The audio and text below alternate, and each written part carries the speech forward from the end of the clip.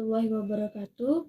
Perkenalkan, nama saya Adela Fitri dengan NIM 2230106001. Di sini saya akan membuat video pembelajaran dari materi kriptogami yang berjudul Piropita. Nah, sebelum kita masuk ke pengertian Piropita, teman-teman ada yang tahu nggak apa itu Piropita? Nah, Piropita itu sendiri berasal dari bahasa Yunani piros yang berarti api, atau ganggang api yang berarti alga uniseluler yang menyebabkan air laut tampak bercahaya atau berpendar di malam hari karena sel-selnya mengandung fosfor. Kemudian ciri-ciri dari Piropita. Ciri-ciri Piropita ini terbagi menjadi 5. Yang pertama, tubuh terdiri atas satu sel. Yang kedua, memiliki dinding sel berupa lempengan selulosa yang berbentuk poligonal dengan aturan membujur dan melintang. Memiliki klorofil A, klorofil C, vicobilin, dinosaktin, dan xanthofil. Kemudian memiliki dua flagela yang terletak di bagian samping dan di ujung sel sehingga dapat bergerak dengan aktif. Nah, satu saluran, satu buah melingkar, sedangkan satu lagi berada di bagian posterior.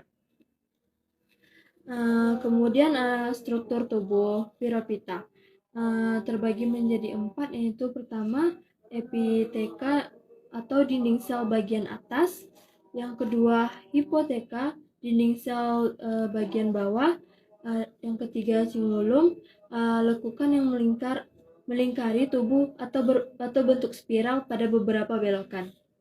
Yang keempat sulcus atau lekukan longitudinal dekat tubuh bagian tengah. Nah, struktur tubuh Piropita ini bisa dilihat di gambar samping. Kemudian struktur sel Piropita.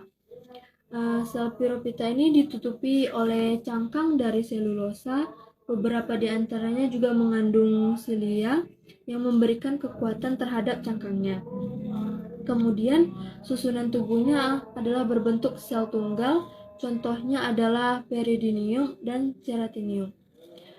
Yang keempat, susunan sel anggota Piropita banyak yang ditemukan tanpa adanya dinding sel. Sedangkan anggota yang memiliki dinding sel terdiri dari selulosa yang terdiri juga dari lempengan-lempengan. Kemudian terdapat butir-butir kromatin yang berupa untayan atau hal berupa ciri khas dari alga api. Gambarnya bisa dilihat di samping. Kemudian alat gerak dari Piropita. Nah, Piropita ini memiliki dua cambuk atau flagela yang dapat menghasilkan pergerakan memutar.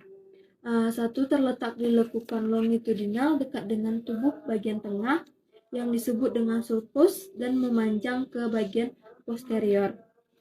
Sedangkan flagela yang lain ke arah transversal dan ditempatkan dalam suatu lekukan atau cingulum yang melingkari tubuh atau bentuk spiral pada beberapa belokan. Kemudian flagellum transversal menyebabkan pergerakan rotasi dan pergerakan ke depan. Sedangkan flagellum longitudinal mengendalikan air ke arah posterior. Kemudian cadangan makanan dan bentuk hidup dari Piropita. Nah, Piropita ini memiliki cadangan makanan pada bentuk minyak atau polisakarida atau tepung. Sebesar hidup secara endosimbiosis di dalam tubuh invertebrata laut lainnya, seperti pada ubur-ubur, koral, dan hewan moluska.